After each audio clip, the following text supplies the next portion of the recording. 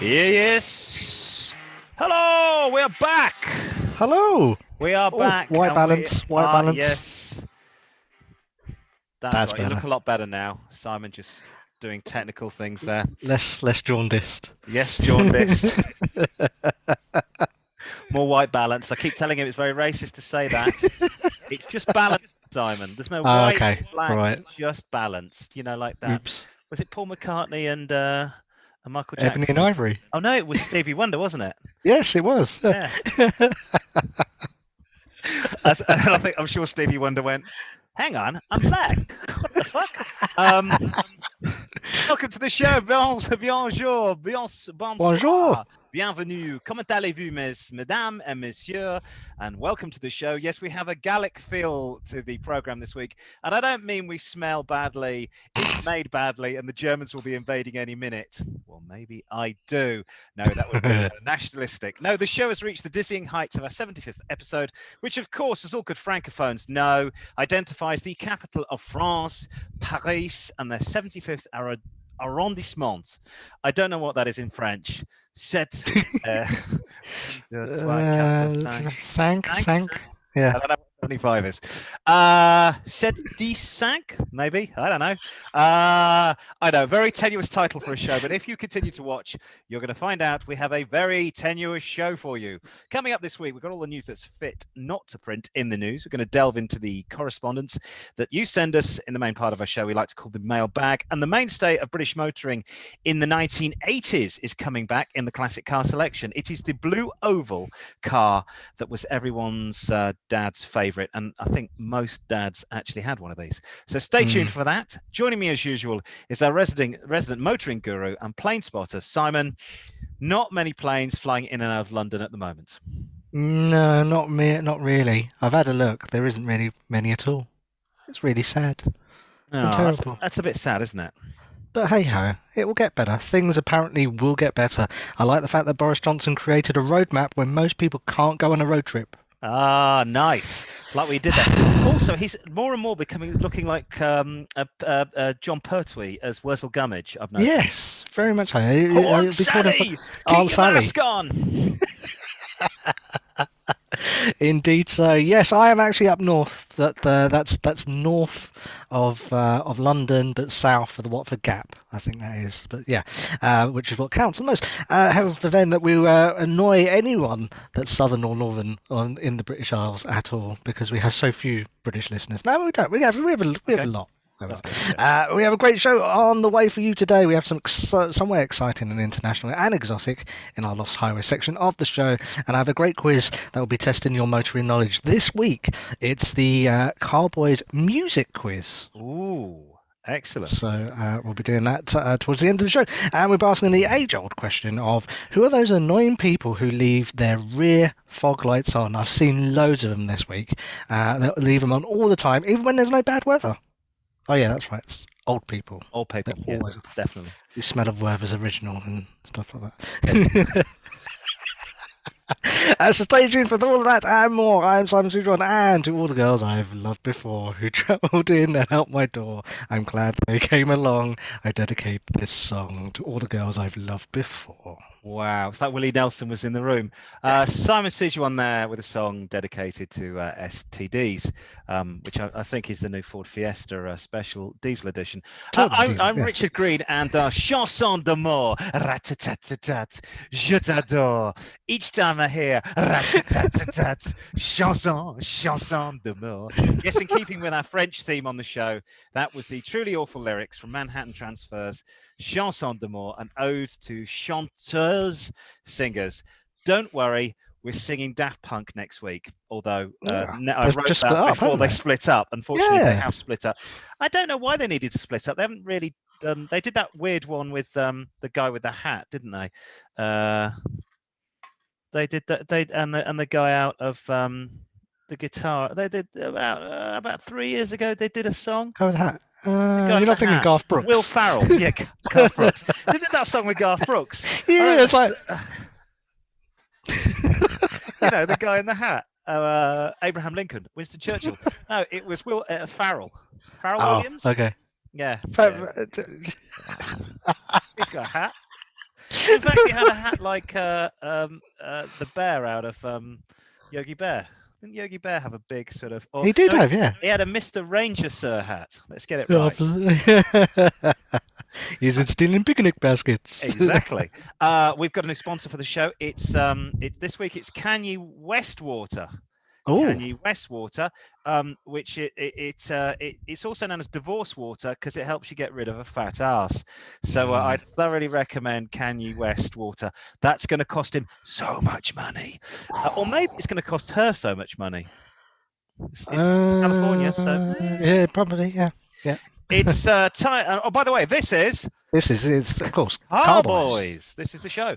Time now on the show for my rant. It's when I take a sideways view of the world from my own weird, and I would argue warped perspective. Unlike other sections of the podcast, this will not be, and I repeat, not be an open debate or even a masturbate. I'm sure we heaven forfend. No, I shall rule. Sorry about that.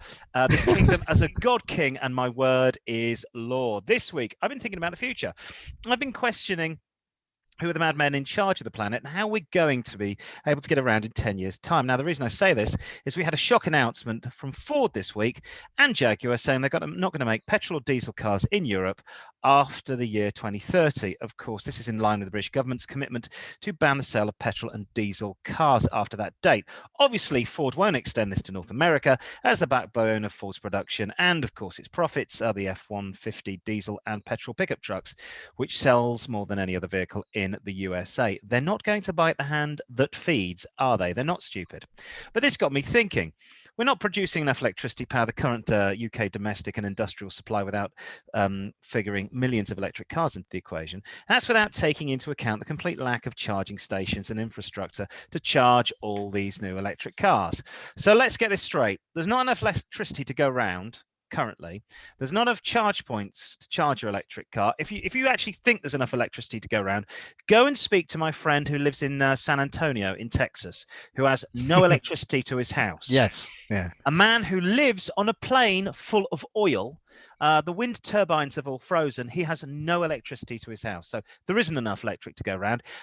Is there another answer to the electric? And this week I found out there could be. Battery-powered vehicles, such as those created by Tesla, could be overtaken in the race for the next transport revolution by another fuel source. Dubbed blue gas, steady, it's not rude, or blue hydrogen. This clean fuel is made by combining hydrogen production from natural gas, methane, with carbon capture and storage. Sounds great. The resulting product can be used in electric vehicles with hydrogen fuel cells to produce power with no harmful emissions. Only that of water vapor. Blue gas can propel vehicles up to 300 miles on a tank. Tesla are not, well, they're lucky if they can do 250 on a full battery charge. This fuel does need lithium or rare earths to use. It takes less time, though, to fuel up and lasts longer than battery-powered vehicles. It could be a Tesla killer. Blue gas is one of the names given to hydrogen gas, which is manufactured in a carbon-neutral process, unlike conventional or grey hydrogen production. Which is a carbon byproduct, which doing that releases carbon into the atmosphere. Now, instead of giving off polluting exhaust fumes like fossil fuel vehicles like diesel or petrol, gasoline, those that run on blue gas emit only water and heat. That's according to the article in Space Coast Daily. These vehicles possess fuel cells in which the hydrogen is combined with oxygen, so-called electric chemical reaction. This produces electricity which can be used to power an electric motor and or recharge a battery, depending on the design of the car in question.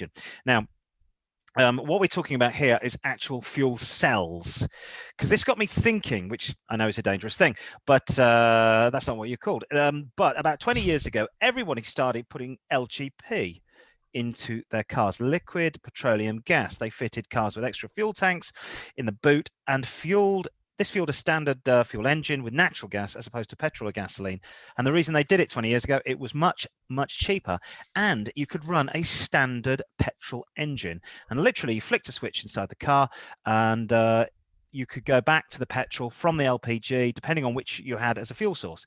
Every taxi in Bangkok runs on this fuel, on LPG. As do all the tuk-tuks.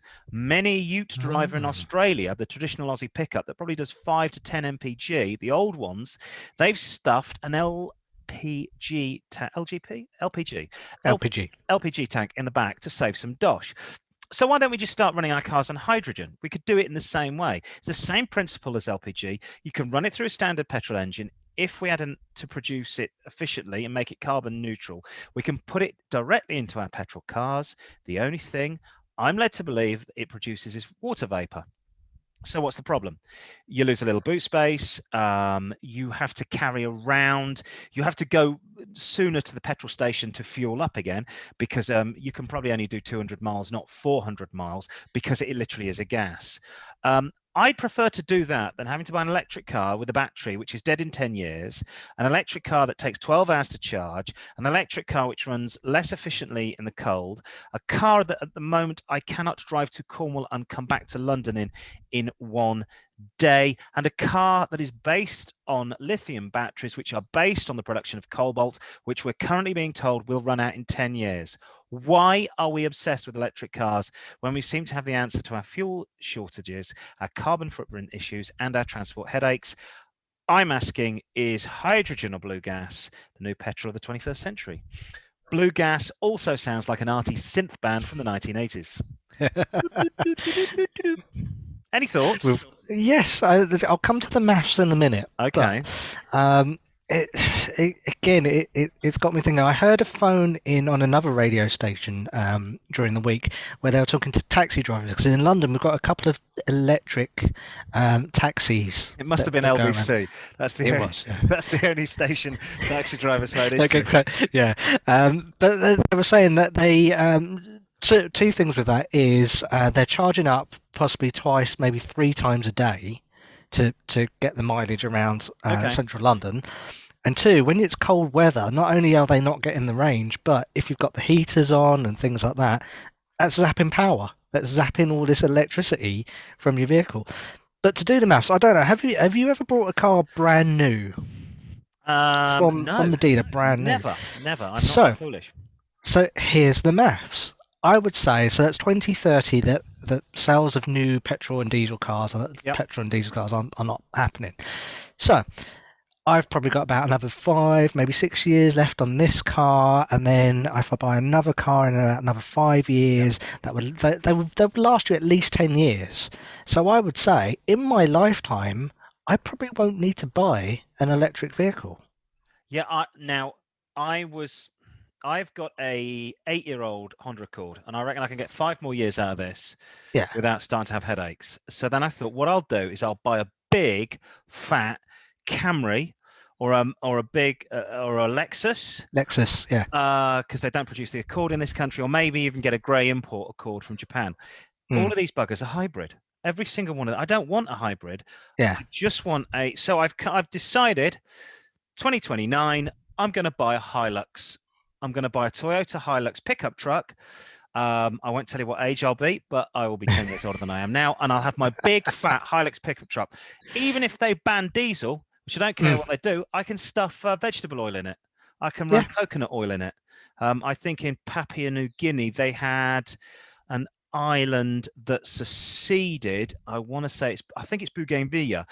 In the 1980s, Rio Tinto, the mining company, were trying to take over the island. The locals and the PNG main government were saying, that's fine, you can do whatever you like. The locals were not happy about this mining company coming in.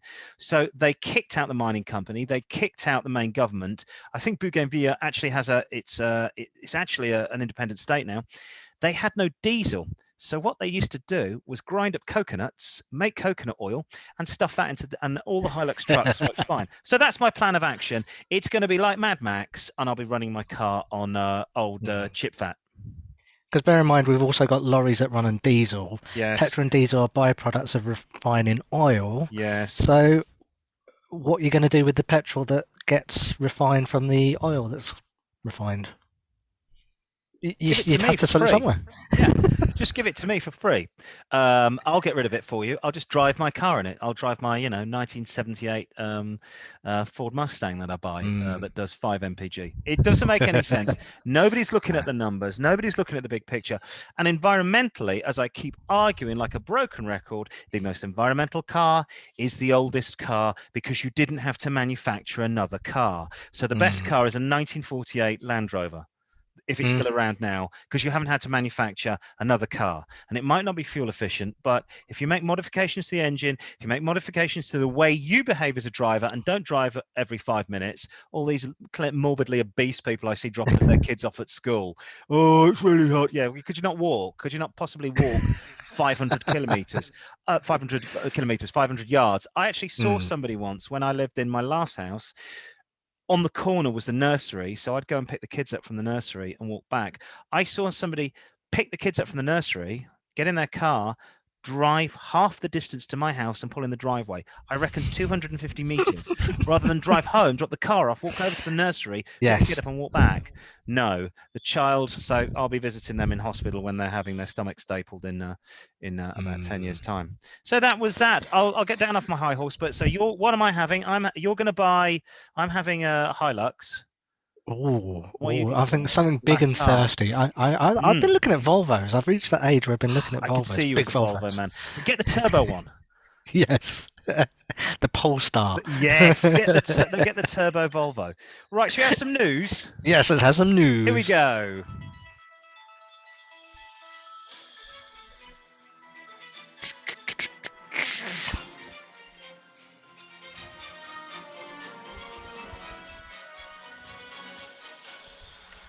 And first off, in Valentine's Day, got more expensive for drivers news. How was your Valentine's Day, by the way? All good? I think so. I don't really remember it. I think it was quite a while ago. Well, I think we had Chinese food. Oh yeah, because it coincided with Chinese New Year, so we had some sweet and sour bat. Nice. Infectious, Simon. Infectious. I think that will catch on. Police officers carried out spot checks on drivers last Sunday to see if they were travelling to see their lovers on Valentine's Day. Hello. Why is it?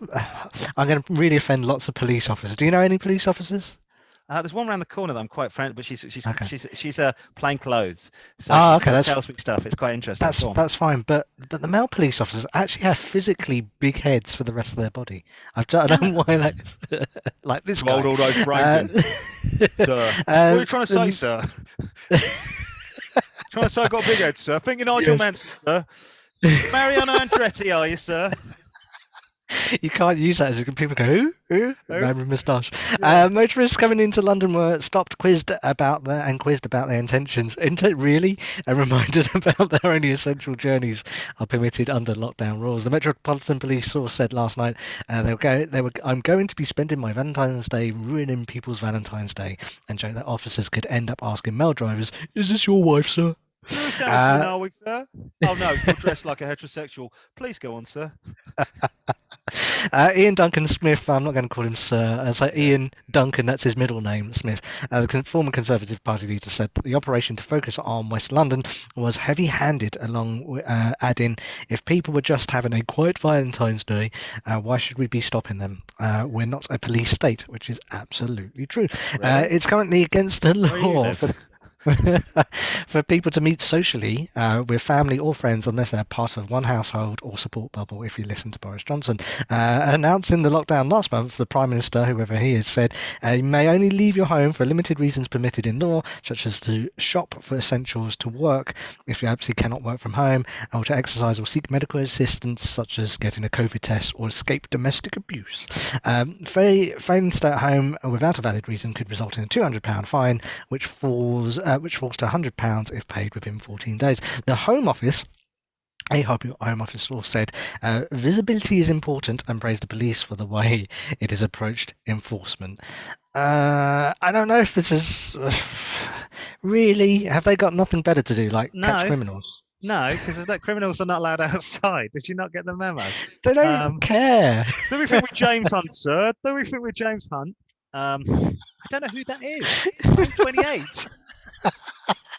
Who's James Hunt?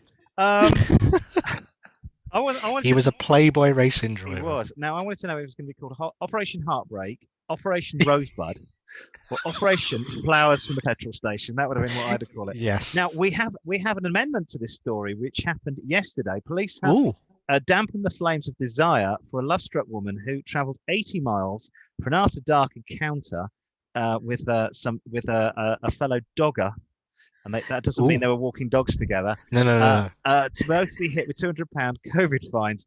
The woman went from Batley, West Yorkshire, to a beauty spot in South Derbyshire to meet a Car male park. student. Yeah, basically the car park outside the Coach and Horses on the ring road in Derby.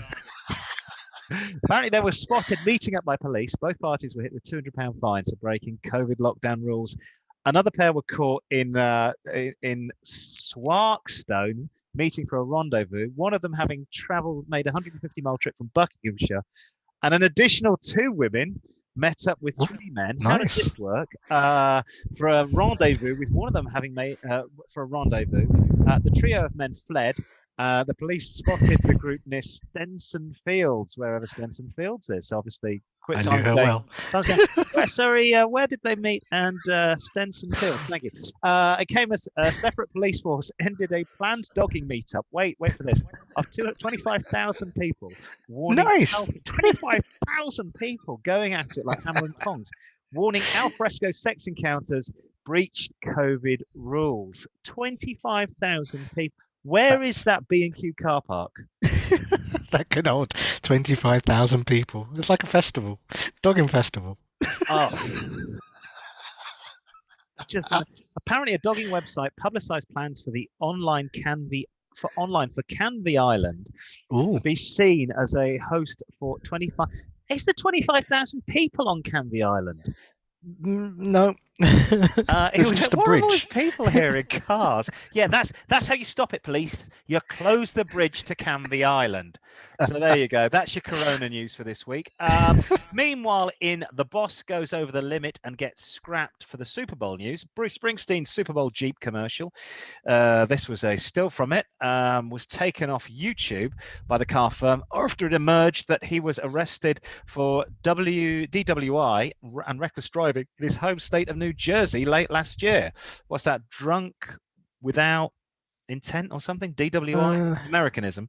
Drunk with idiocracy? Intoxication. Drunk with intoxication.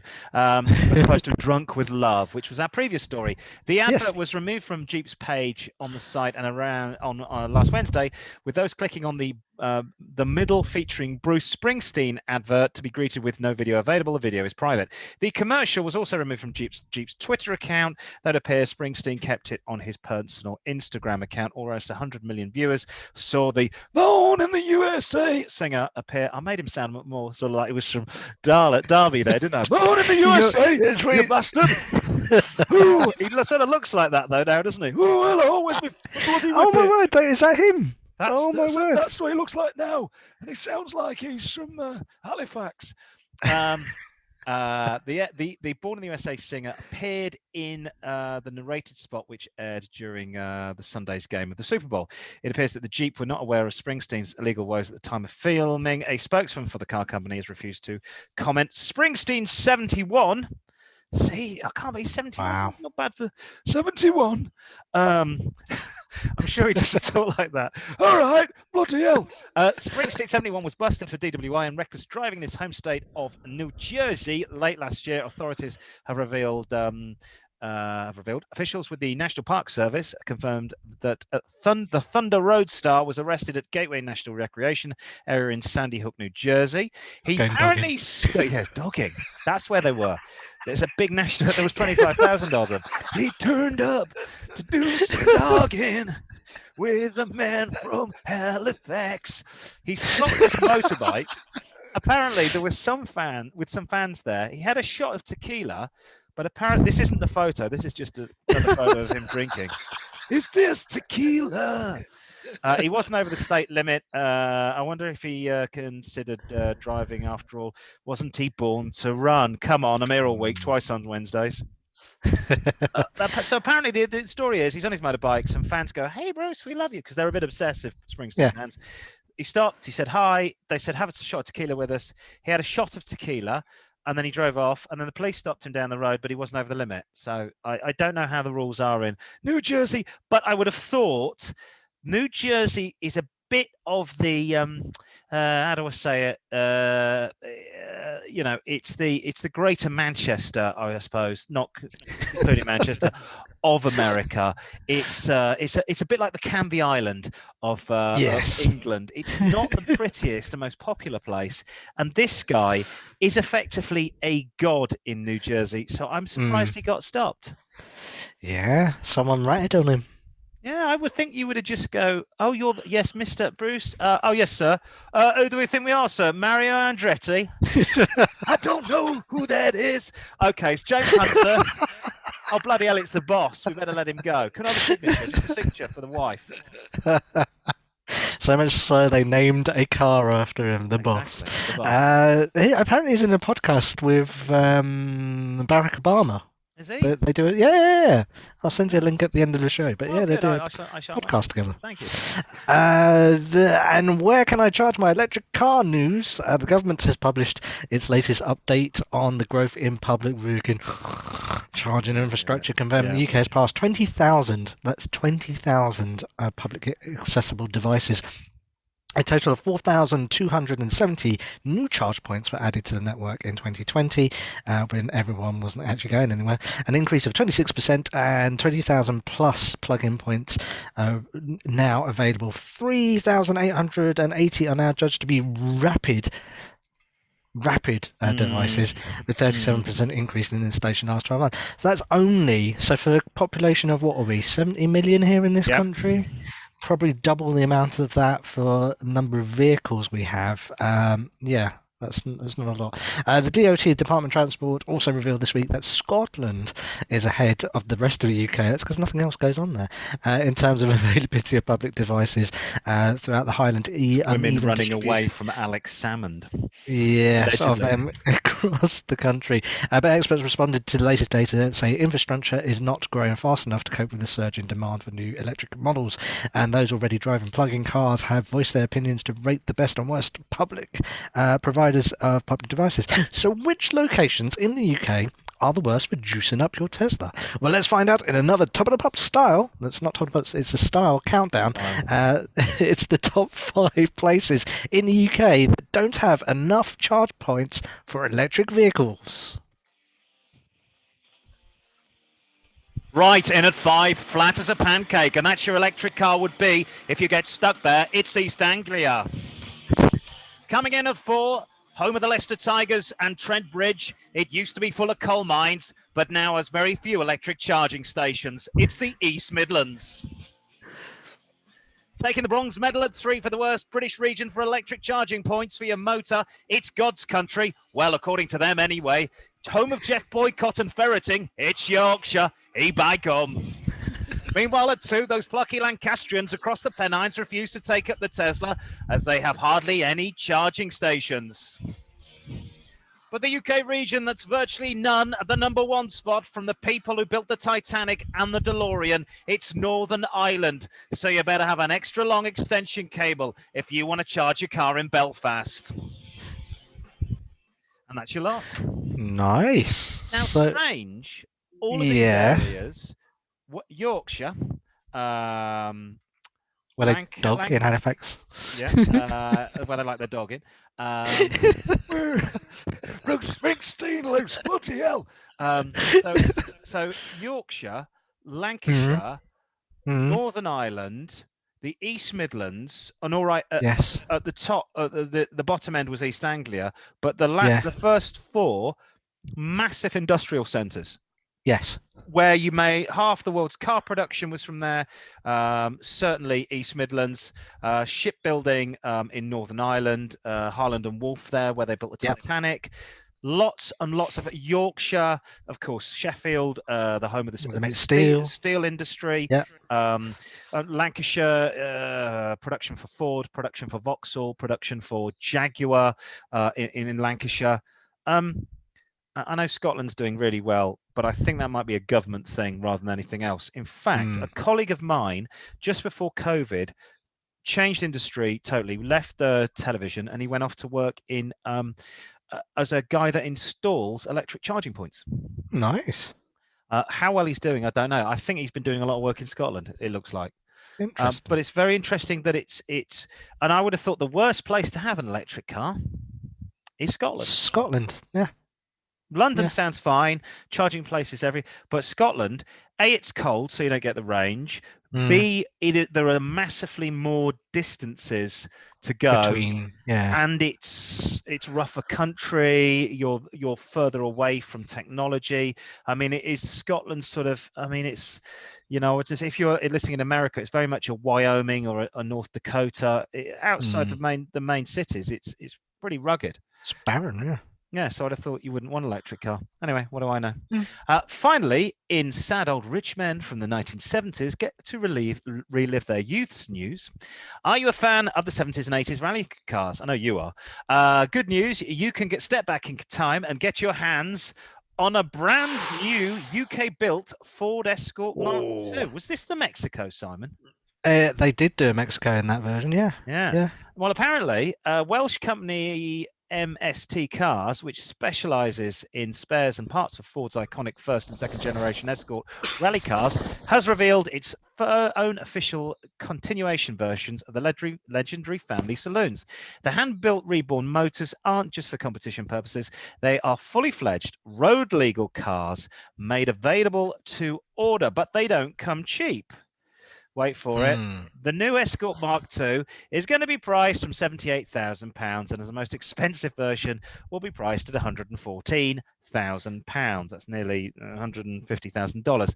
MST Cars, which is based in North Wales, has revealed the first brand new rear-wheel drive Escort to be produced since Ford's assembly line in Halewood ceased production in 1980. The company has opted to create a number of hand-built vehicles, having sold body shells and performance components for the classic Fords for years. Images of the first top-to-bottom MST Cars Escort Mark II build has been revealed, with a prototype pictured on a 70 plate. The first model, which will be used as a test car in 2021, is the Group 4 Rally Car Guys. However, two lower specifications are going to be detuned for road use, with a narrower body shell and a 2.5 Duratec engine under the bonnet.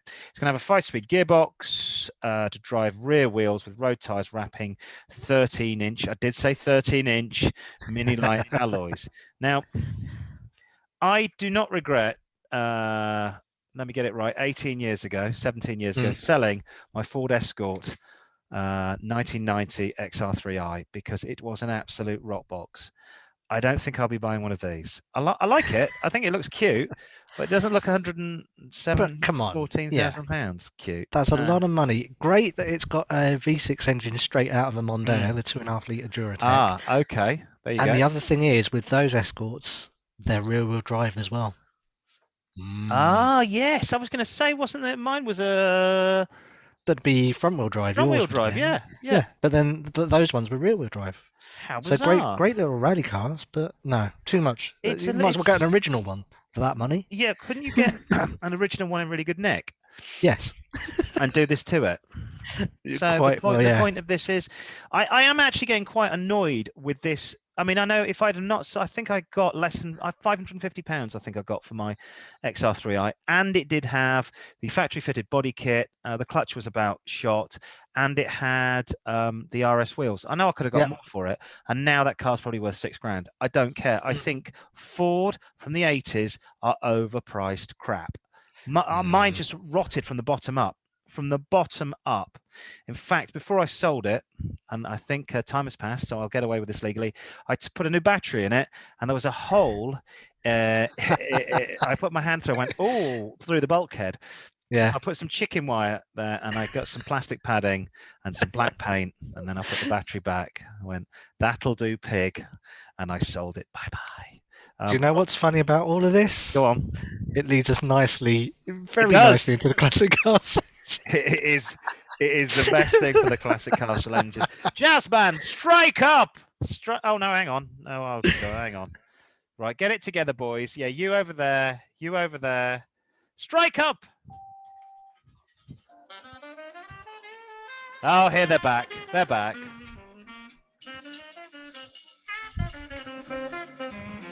That's it. They're happy chappies. Boris has let them have. They've all had their COVID injections, you see. Okay. Yeah, because they're of a certain age. They're all in their 80s. Yes, it's the classic car selection. Get back. Classic car selection. It's where we take a diamond in the rough, a car that's been overlooked, a motor that's been left to rust in the weeds, and give it a bit of care and attention. We present to you a vehicle that will be a future classic and can be bought for pennies right now. A champagne lifestyle on a beer budget. That is us. Talking of rust, this week we turned back the clock to a simpler time, a time when everybody smoked Silk-Cut or Benson & Hedges cigarettes, a time when making an off-color joke would get a nervous chuckle from friends and family and would not lose you your job. Yes, of course, I'm talking about the decade that brought us big hair and even tighter jeans. The decade in question, of course, the 1980s. Now, in Europe, they had the hot hatches like the VW Golf and the Peugeot 205. In the USA, it was all about the Jeep Wrangler and the Buick Grand National. But here in the UK, in the 1980s, it was all about Ford. And in particular, one space-age car that proved very popular. My dad had one. Did your dad have one? No, we had an Escort. He had so an Escort. He didn't have one of these. In fact, if you were a rep, if you weren't a rep or a middle manager and you didn't have one in 1985, I think everybody had one in 1985. The car I'm talking about, of course, is the Ford Sierra. Known originally as the Jelly Mold, the car was a follow-up in the UK to the very popular Ford Cortina that had ruled the highways of Britain for almost 20 years. The overtly aerodynamic Ford Sierra sadly proved to be a slow seller, causing Ford management all manner of confidence issues when it came to the styling of its models. The Granadas followed suit in 1985, and by 1987, the facelift, the Sierra was selling strongly enough to remain in production for more than a decade. At launch in 82, engines were carried over from the Cortina, which I think was the Ford Pinto, and the Sierra also maintained that car's rear-wheel drive layout. The idea behind the decision was to keep servicing simple. And fleet managers on board, of course. But the suspension system was upgraded to mirror the setup used on the Granada Mark II. There you go. Ooh. Hello, sir. Think you're Mario Andretti, do you? The aerodynamics famously caused a number of motorway stability issues on the earliest cars, but these were soon fixed, but the damage was already done, and the Jelly Mold had to work very hard indeed to stave off the advances of the Vauxhall Cavalier Mark II. The advanced shape meant a slow acceptance as a classic, but the Sierra generally considered to be a quirky, interesting choice with plenty of 80s appeal, including this young lady who just looks like she stepped off the set of Howard's Way. By the end of the decade, they added the GLS, a 4x4, a 2.9-litre version, and of course, Simon's favourite, the monster Cosworth R's. The car had gained the respect of a nation and was branded as British as fish and chips and as popular as crack cocaine in South Central. Along with its American counterpart, the Ford Taurus, the Sierra was truly the car of middle management, middle England, and it could be said the icon of its age. But after 29 years, after the last one rolled off the production line, why don't you see more of these on the streets? Well, first probable issue is that they were loved and loved and loved and driven into the ground. The second issue is that they were built by lazy British socialists in the 1980s, and they rusted from the bottom up. As I said before, I owned a 1990 Ford Escort XR3i. When I sold it in 2004, it was rotten throughout the floor panel. Now, my wife's car is a 17-year-old Honda. There is no rust on that car at all, not a spot. The other problem was many of these Fords had the reliable Pinto engine, which I know is not loved in America, but the engine, not the car, the Pinto engine were very solid. And these cars were ideal to convert into kit cars. Many of the Caterham and Westfield kit cars used a donor car, and it was almost always an old Ford Sierra to celebrate their version of the Lotus 7. So many of these were chopped up. In fact, my dad owned a Ford Sierra originally in the 1980s, and then in the early 2000s, he bought a Westfield kit, and he bought a second-hand Sierra Estate, which he had chopped up to turn into a kit car. Nice. So what to look out for? Well, as I said, it's a Ford. The acronym are fixed often and repaired daily, so watch out for. Front suspension wears out and it makes it terrible to drive, cured by polyurethane reaction arm bushes. On early cars, a small knock at the front could crumple the huge transmission tunnel, severely weakening the shell. Many have done huge mileages and the clocks may not be showing it. The 1.8 CVH engine cuts out. The reason is usually wear to the fuel pump. Push rod and the camshaft end. Check every single trick in the book. These cars are notorious for clockers, clunkers, cut and shut. There are lots of wheeler dealers trying to flog you these cars, so search for rust traps in the doors, rust in the floor panel, warped front disc, cracked heads, oil leaks on the 2-litre twin cams. If the steering feels horrible at the front suspension, horrible, the front suspension reaction arm bushes have usually gone. Treat all 4x4s and Cosworth with particular suspicion. Check the history with the club. 4x4s are apt to snap at the front transfer case to the final drive shaft. Drive shaft. This is the tip of the iceberg. Check everything. Price-wise, if you fancy buying one of these, you need deep pockets. The mixture of Ford fanatics and the lack of stock has pushed up prices into the stratosphere. A mint 4x4 Cosworth, A1 showroom condition, with low mileage, lots of paperwork, can command anything from up to £80,000. At the other end, £2,000 is going to get you a non-running clunker, but splurge between 5 and 8, and you should get a solid middle-of-the-road example with a good history and low mileage. I think we found, now which one is it? Excuse my English. We found a 1990, which won't be that. Actually, it would be that model, but a different car. Yeah, 1990, full service history, 1.8 LX, always garaged, 82 on the clock, 4 owners since new, full power steering for a fiver under 4,500. Which is not bad considering such a unique car. So why not say yes to Britain, Belgium, and Germany's best loved saloon of the 1980s, the Ford Sierra. What a classic. And you too may be able to pull the bird off Howard's way, although she's probably 73 by now. I used to love the Sierra. The facelifted ones, which were about 1990, you can tell by they got the black rear lights on there, which are the better ones, and they had better engines as well. My dad had the Rosso Red. He had this car, which was the GLS, and luxury sport. And I remember getting dropped off at school in the 1980s, and he did a sort of wheel spin in the car park, and my mate literally said, "Is your dad Tom Cruise?" Who do you think he is? James Hunt? Who do you think you are, sir? Mario Andretti? You know how fast you were going, sir. Yes, very fast, officer.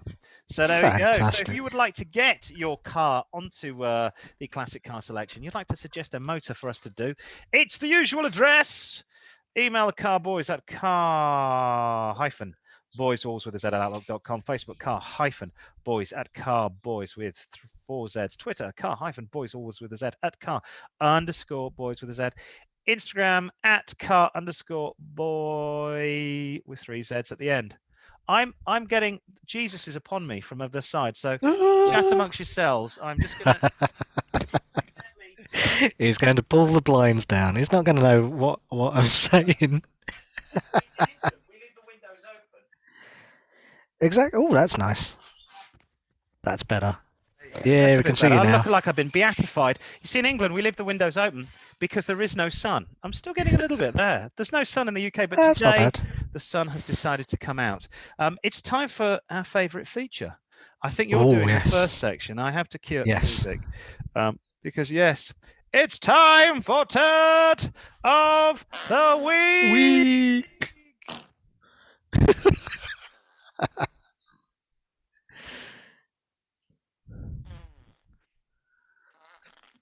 Oof. Questioning. Bit of. Oh. Yes, of course. Bit of a follow through there. I like the musical one. It is time for our feature, which is where we examine the terrible crimes committed against cars from across the world. From putting a welt out of a spider onto a 1994 Vauxhall Nova to pasting over the rust with plastic padding, top welding even a baked bean tin onto your exhaust. We basically find a car for sale across the world, a terrible car that dared to mount the pile of feces to be crowned glorious king of the hill. It's time on the Car-Boyz for the pup of the week or turd of the week. This week, we have an email from Alistair in Cardiff. He spotted this car for sale on a popular car sales website, which we're not going to name because they don't give us any money. Yeah. He's been looking at a newish car for his wife. She wants a Honda Jazz and a the Honda Jazz that she will have. He's been scouring the classifieds for a car. He's only got a couple of grand spare, and he figured he could get a 10 to 15-year-old Honda Jazz. Here's the blue one. Well, imagine his surprise when he saw the bright blue Honda Jazz for a mere £250, which is about a million lira. I don't know how much it is. A 2006 car with 3 previous owners, MOT until July, hugest mileage of 117,000 miles on the clock, but it's plucky little Honda. You get 250,000 miles plus out of these engines. Do they have the VTEC engines on these ones? I think they I do, don't yeah. know. Great, he thought. So, where do I sign? Because he said, it's a bargain. But on closer inspection, things Uh-oh. started to not add up, or they did add up Mm, as to why this car was a mere £250. According to the advert, the boot doesn't close. All right, not the end of the world, but not yeah. great. Also, the key doesn't work in the driver's door. Why? This could be a Mm, small problem. It could be a huge problem. The same with the lid for the trunk. Could be slightly bent catch, could be a whole new rear door. But the big one that really made him laugh was the description and then the second photograph of the car's biggest problem. Needs a new exhaust system. ooh. Like a Ooh. dying snake fleeing its nest, the poor old rusted out exhaust is hanging off the bottom of this car, looking very forlorn and rusty. Looks like it's fallen off when the owner last parked the car up.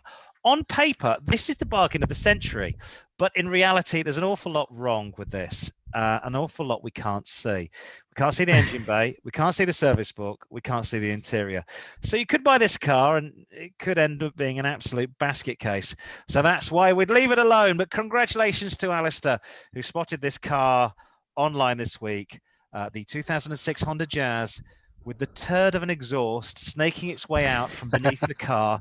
That is our pup of the week. It does look like a branch, but really that is just the exhaust pipe. That's It's got issues. sort of fallen off. I mean, there was another picture which I haven't printed out, but it didn't look too bad. I mean, the panels were all straight, but you don't know what's wrong with that engine. Mm, Why is there exhaust? Why have you not gone out and spent, say, 500 quid getting all that sorted and then maybe yeah, sell it for just over £1,000? mm, Maybe a bit more. quite possible. Yeah. You could get £1,000 for it. So spend 500. I would suggest there's more to this than meets the eye because you can't get a Honda Jazz for less than about 800 quid. And I don't care how old, a 20-year-old one you won't get for with super high mileage. So the front door has got a different lock, or the lock doesn't That work, sounds right. Lock and the doesn't work. boot. So have they gone in through the boot or through the door? Is this actually their car? Oh, I see. Do they what find you it in a mean. car park? Oh, actually, I've just spotted something else. Look at that wing mirror. Ooh, They haven't that even gaffer matched tape around this there. gaffer tape. Yeah, they haven't even matched it, have they? Silver gaffer tape. This car's going to be really full of bad. problems. This car's going to be full of problems. But yes, please, usual address to get your turd of the week. It's quite a good fun game. Just go online and see the worst car you can find and send us the details, and we'll put it on turd of the week. And it shall be crowned by yes, and so it will be crowned. And again. There we go. Quite happy with those. What are we doing next? Are we Lost Highways? Oh, we're off to the Lost Highways now. Let me get there now. I think we've got some fantastic music for this. Well, we did have. Oh, here we go. Here we go. Oh, ha.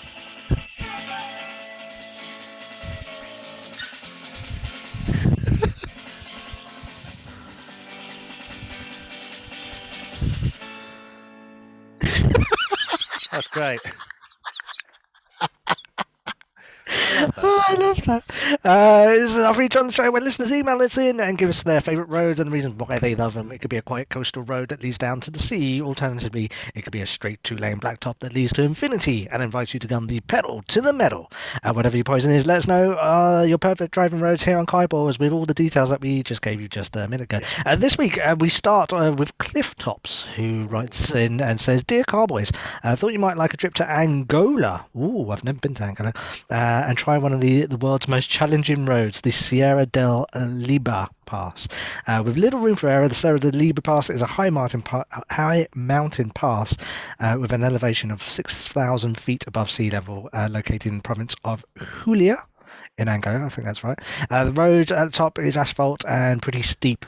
The most challenging part of the climb is the short 1.7 kilometers with 7 hairpin turns, as one of the famous hairpin roads in the world. It does look really nice. The surface of the road is asphalted, and chains or snow tires can be required throughout the year. Located near the city of Lubango, it's famous for its altitude and its beauty, and also the road over the pass. The road to reach the summit is sharply winding and precipitous ascent in a steep and narrowing zigzag section. The road is called the Estrada, not Eric Estrada.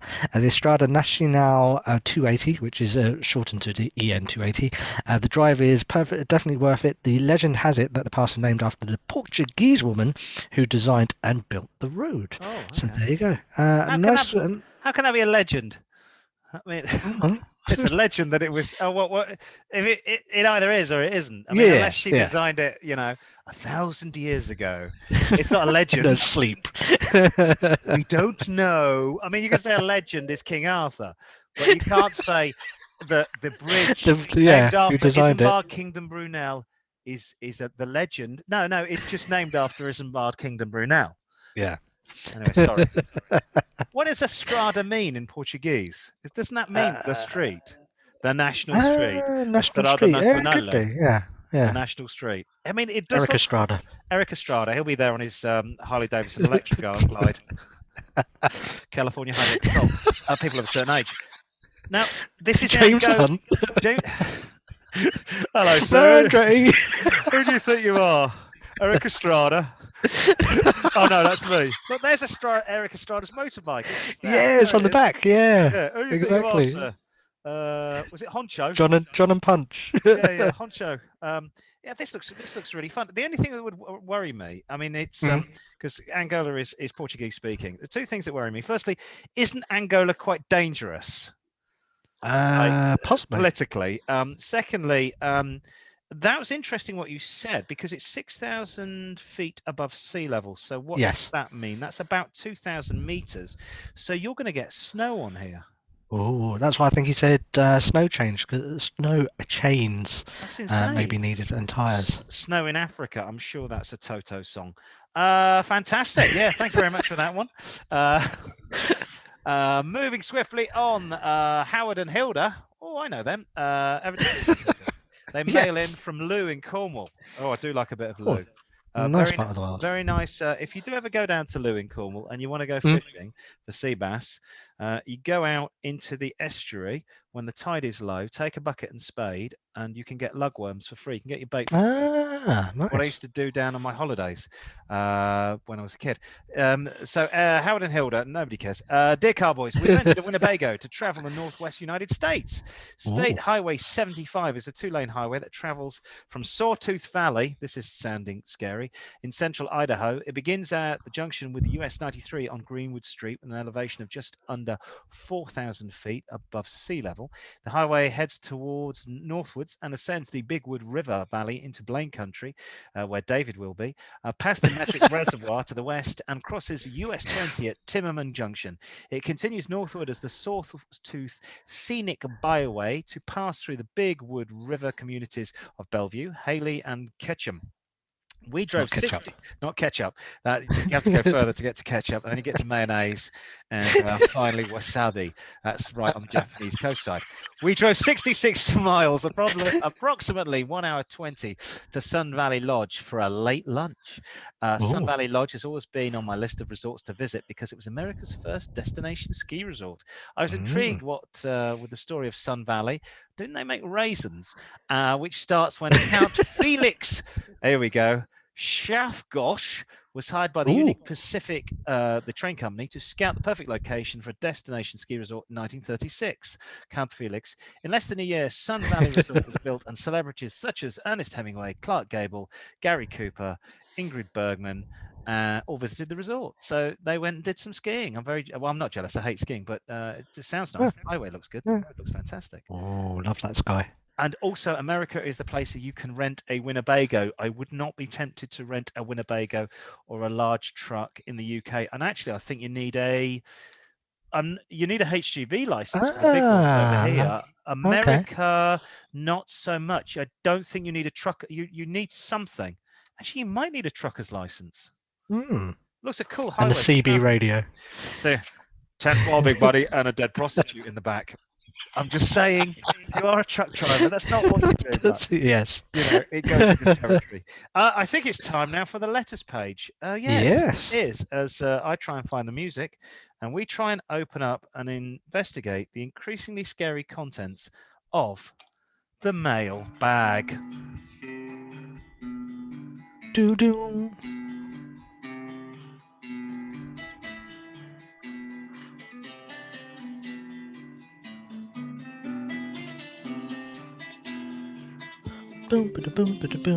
Yeah. Yes. So it's the mailbag, and our first one is an email from a listener who was worried about what his symbol meant on his car, which was that one.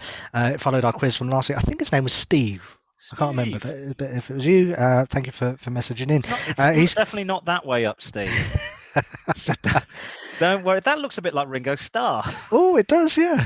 Hello, I could do the voiceover for a children's train show. It'd be great.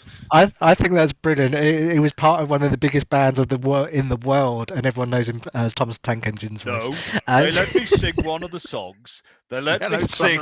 Yes, they said, Ringo, your voice needs this song, and I thought that's great. Thank you, Paul and George. There you go. Sorry. So basically, he said he changed his tire, and he still had the warning light that came up. And I think, because I know from my own car that's got these stupid tire things, that you need to reset the symbol once it's done. Once you change it. So just by changing the wheel isn't going to actually solve that light getting rid of. It'll be switching the ignition on, pressing and holding something. I have to do this with my Honda Accord because every 10 minutes the good people at Honda want me to go and have a service, and I'm like, no, it's going to happen once a year. So I have to hold something else, wait, and then that gets rid of the service warning light. I did not know this applied to almost every single thing on your dash. Yeah, pretty much so. I think in my Mini, you have to go through one of the menus and then just hold the button down that's on the indicator stalk. Right. That then just resets the thing. That's the way to get rid of it. Now, the other thing you could do is get yourself a very cheap, they're about £14, maybe even less now. Last time I bought one was about 10 years ago. Just a diagnostic tool that plugs into the SCART socket in your car. You plug that in, you just do diagnostic, and you can just switch everything off. I think they're called OBD readers. That's it, OBD readers. And so not ODB, which is something else. Orchestral Maneuvers in the Dark. Wasn't ODB one of the members of Wu-Tang Clan? Yes. He was. I plug ODB, old dirty bastard, into the front of your car. There's nothing wrong with his car, motherfucker. And he will sort that out. The other thing, the problem with these tie gauge things. Now, on mine used to pop on all the time on my BMW M3, and most of the time it was like I'd gone over a stone. Oh, tire pressure gauge. Then when the tire did go completely flat and it looked like the back of the car was pooing out rubber all over the road, it didn't actually tell me that was a major problem. It didn't go off.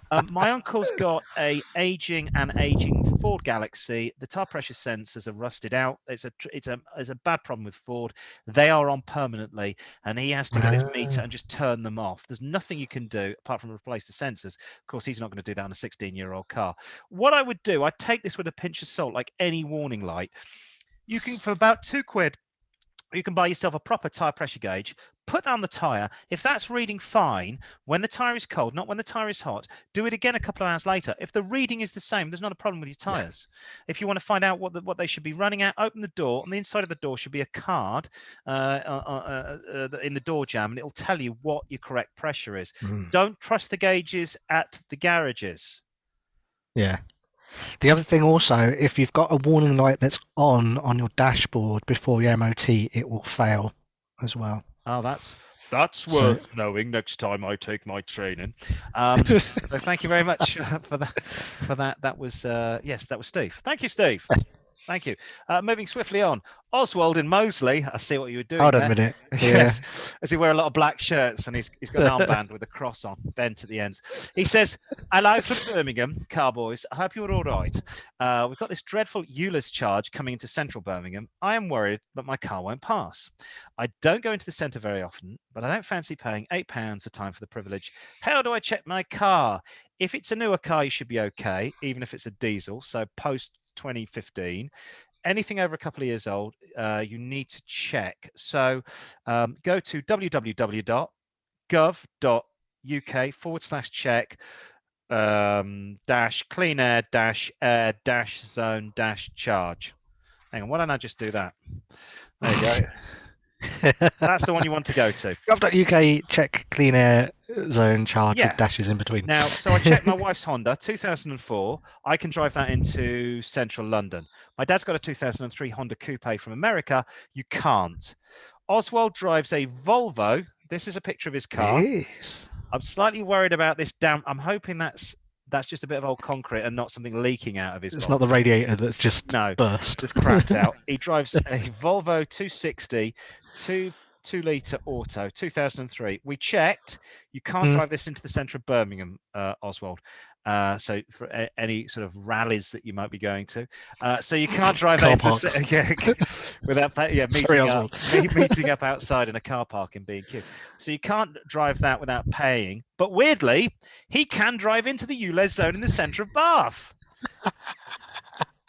Now, this is my advice. The ULEZ zone in London is quite big. The one in Bath is small. Bristol's quite big. The one in Birmingham is small. So why not just avoid driving into it and let all those shops in the centre of Birmingham go bankrupt? COVID, there's nothing to do anyway in the centre of town. Go and get the bus. The other thing you can do, and my mate did this, is you can, which I'll explain later in the next question, is you can actually go and get submit your NOx readings to Birmingham Council, and if they agree that it's not too heavy, it's going to cost you. It's going to cost you a couple of £100 to do that. They will let your car go in and out. But honestly, the central Birmingham one is so tiny that. I'm a bit like at the stage now. We've had all these problems. Every city in England is trying to ban cars. There's no cars going in because nobody's doing anything because of COVID. I'm like, yeah, all right, screw you, council, sod your shops. I'll buy everything off Amazon and I just won't go out of my house. Yeah. But people are trying to go out and trying to have a life, so you can't use that. But if you want to go out to Bath for a weekend, you can. Doesn't make any sense. Staying with ULEZ problems, we're in London and we have Charles. He says, "Hi Car-Boyz, I'm a petrolhead. I love my cars, but I'm getting stung by the ULEZ thing that comes into force in June. I live in Wandsworth, I know it well, right on the edge of the ULEZ clean air zone, and my girlfriend lives in Fulham. Nice. I drive a 1999 BMW 3 Series Coupe, which I know isn't compliant. I'm thinking of buying a cheap new car. I have seen a Dacia or Dacia Duster 1 litre, which should be priced at £13,500 for a mere £10,000. What shall I do?" Oh. Duster or girlfriend? Firstly, I'd get a new girlfriend in Wandsworth and chuck the one in Fulham, or tell her to catch a cab. That is a good deal, though. If you think about this is supposed to be £13,500. They put a turbo on it. It is a new car. So as much as I hate the Duster, it is a new car. It's got a 1 litre engine, so 0 to 60 is quite fast. It's ULEZ compliant. It's 10 grand, but you're going to lose £1,000 a year at least on depreciation. Yeah. So in 3 years' time, this will be worth probably 6.5. It's not a bad little car. You could always keep the Beamer for the weekends, or you could always go online, maybe buy a couple of Spanish plates. Get busy with some electrical tape on your actual registration number. I'm not suggesting anything illegal. No. It's just, the other option is submit your NOx readings to Transport for London. It's going to cost you £200. They will give you special permission to drive this car if the NOx levels are low. The problem being is they won't extend that to all cars of this make and model, which is strange. So you have to prove that your car doesn't emit too many noxious gases, and then you're going to be allowed to get through. I kind of get that. So two things with that. One, obviously on how well you maintain your car. So if it's had an oil change or that sort of stuff. But the other thing is, it's like, well, if in your MOT in this country you get all these readouts of when they test the emissions and all that, could you submit that? I would assume that would be a fair thing for you to submit. Surely a recent MOT with NOx levels on, wouldn't it? Yeah. I think that's what they want to see. They don't want an MOT that's 6 months old. They want, if you went and got your car MOT'd, but I think you just need to go get the NOx levels done. Yeah. And then they will say, yeah, this is the emissions. They fall below X, Y, and Z. It's in this group. But it's weird that my father has, I think, the same engine that's in my wife's car. In fact, I know it's the same engine. I know it's the same engine because it's the VTEC. It's the VTEC. No, I tell a lie. His is rebored. His is 1.7. Hers is 1.6. Oh, but it's why is? But even so, yeah, it's the same car. One's made in America. I don't know. There you go. Anyway, sorry about that. Yeah, maybe just bite the bullet and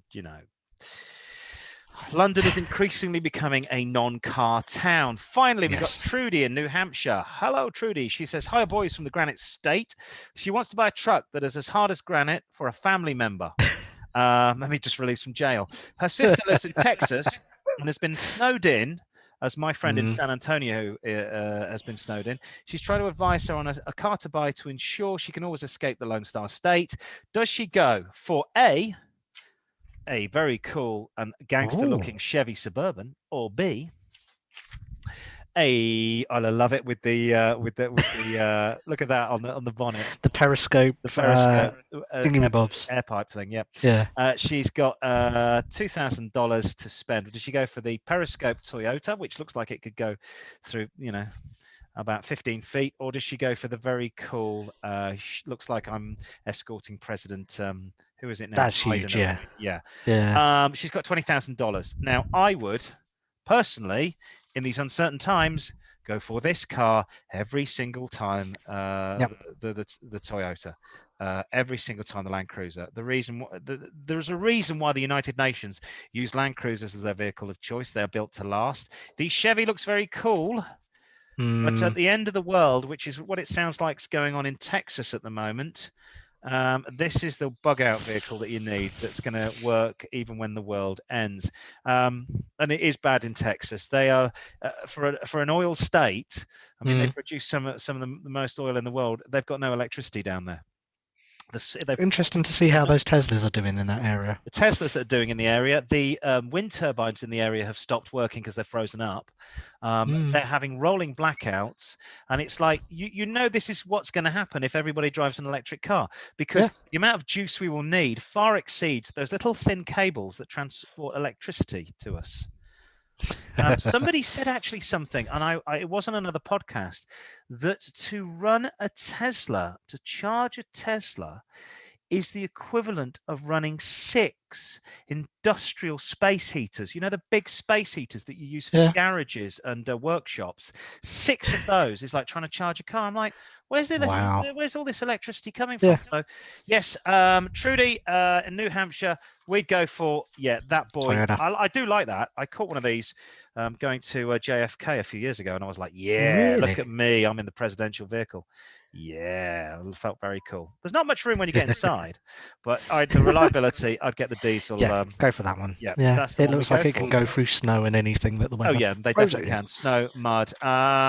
If you want to get your letters to the mailbag, it's all the usual things, and I believe it's quiz time. It is quiz time.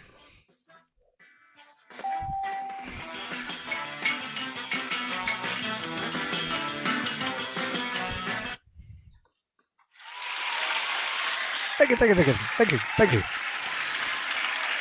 It is quiz time, and in another life, Rich and I used to work on the radio, where we'd wax lyrical and muse over music. We did.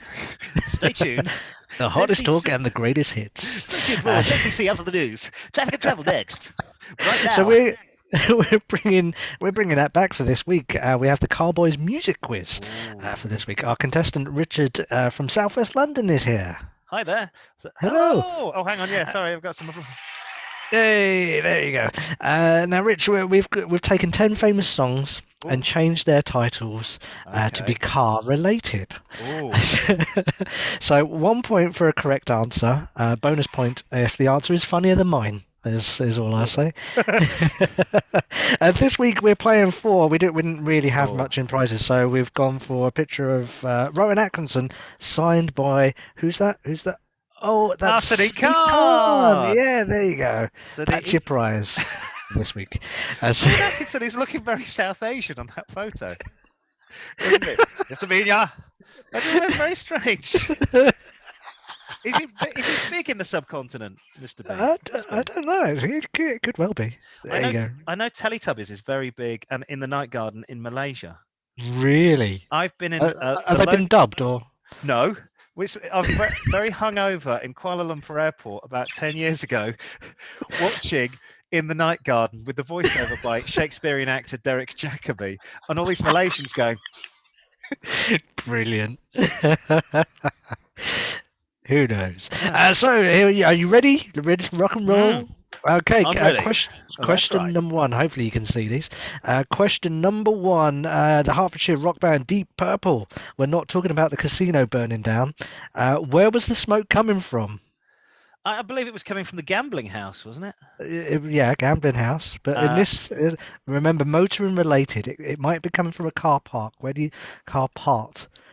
think the smoke was coming from? The Smoke. exhaust. Yeah, I'll give you that. Yeah. Hey, Smoke from the exhaust pipe. Yay! One out of one. And the fire in the engine housing. Yeah, that's a great song. They burned down the XR3i. It died with an awful sound. I love that song. Exactly. Well done. 1 out of 1. Question number 2. From 1982, it's In Deep, and they had a 20 hit with what? Last night. A what? Save my. Well, it could be an airbag or a seatbelt, maybe. Ooh, let's see if you're right. It is an airbag. Yeah, well done. Yes, 2 out of 2. Well done. Moving on to 1970. You've thought about this week. We've actually. Yeah. Well, this is quite good. My drives were really boring this last week going to work, so I thought, yeah, I'll do this. 1970, the Jacksons had a hit with what alphabetical song? It's the Jacksons. It was ABC, but what do you think it might have been? A, B. Clutch failure. A brake cable. Nearly. A bloody. Another letter. A, B. C, D. A, B. ABS. ABS. There you go. Anti-lock braking system. Well done. Right, sorry. 3 out of 3. My favourite from 1988. Ben and the Carlisle got to number 1 with this particular song. What was it? Heaven is a place on. What? Well, the original was Heaven is a Place on Earth. Yes. Heaven is a gay nightclub on Charing Cross Road. Oh, yeah. See, always thinking. I don't know why I know that. I'm now worried about this choice of T-shirt I've made. Remember, it's got to be motoring. We're not going to the nightclub, but it's got to be motoring. Heaven is a place not on the M25. Heaven is a place on the M1 at 3:00 in the morning. Oh, that would be good. I'll give you half a point for that. I've got Heaven is a Place on Velour Seats from last week. Not wrong. Velour Seats. There you go. Terrible if you drop a lollipop on them. Don't drop a lollipop on it. Oh, yeah. It all glues together. Fur everywhere. Okay, question number 5. We've got singer-songwriter Paul Simon with 50 Ways to Leave Your To Lover. Leave Your what? Lover is the song. Yes, 50 ways to leave the M26 on a Wednesday afternoon. 50 ways to leave your lights on. 50 ways to leave your radio on. 50 ways to leave your car in gear. 50 ways to leave the handbrake off. No, I'm gonna go on. I'll give you the answer. We had 50 ways to leave your car secure. Well, Yeah, lock so it. unfortunately, That would help. Or drive a Dacia yeah, Duster. or that Honda Jazz that you can't lock because the No, door yeah, lock. yeah. Nobody's going to want to steal that. I had in my youth, I had a Fiat Panda that I never locked, and no bugger ever stole it. I was always hoping somebody would steal the damn thing. I Not never surprised. locked that car.